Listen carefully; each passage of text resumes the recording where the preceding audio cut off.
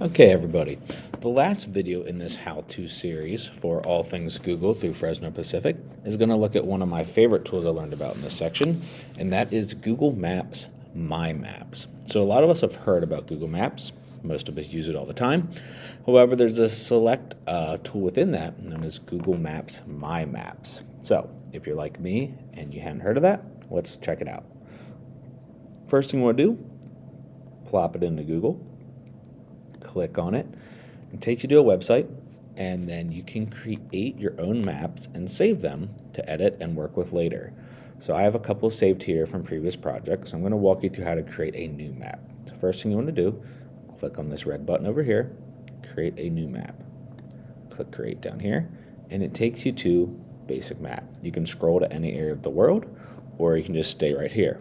For simplicity's sake, let's just stay right here. And then you can use this for personal reasons. Maybe you're planning a trip. Maybe it's for your class and you want to have them plot out or make a map for them to follow different steps on a journey of something historical. So let's pretend I am teaching 8th grade history and we're looking at the Civil War. Maybe I want to come up with a battle map for the students to kind of show where some of the major battles took place along the eastern seaboard, and then they could click through and learn about them all within here while also getting a better understanding of how the geography plays into things. So one thing we can do right here is we can title our map. We can just name it Civil War Battle Site.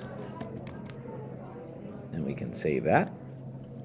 And then one of the first things we want to do is we want to go to a location that we want. So let's start in good old Gettysburg, Pennsylvania.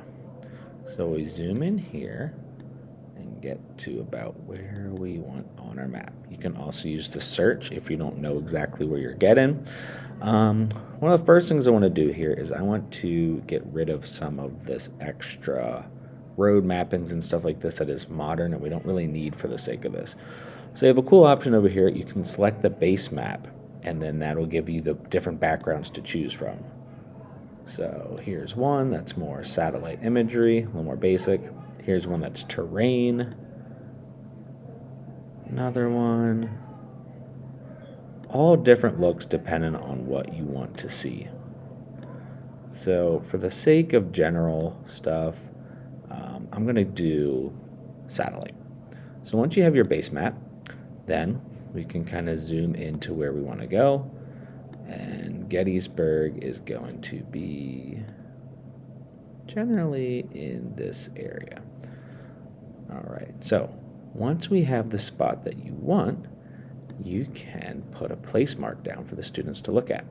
So we're going to add a marker. Click up here, go down here, and then we can add our marker where we want it. So we'll scroll down here to where Gettysburg is, right here. And we can place a marker right here, and that becomes our point 1. So then we can go ahead and label that. So we can go Battle of Gettysburg.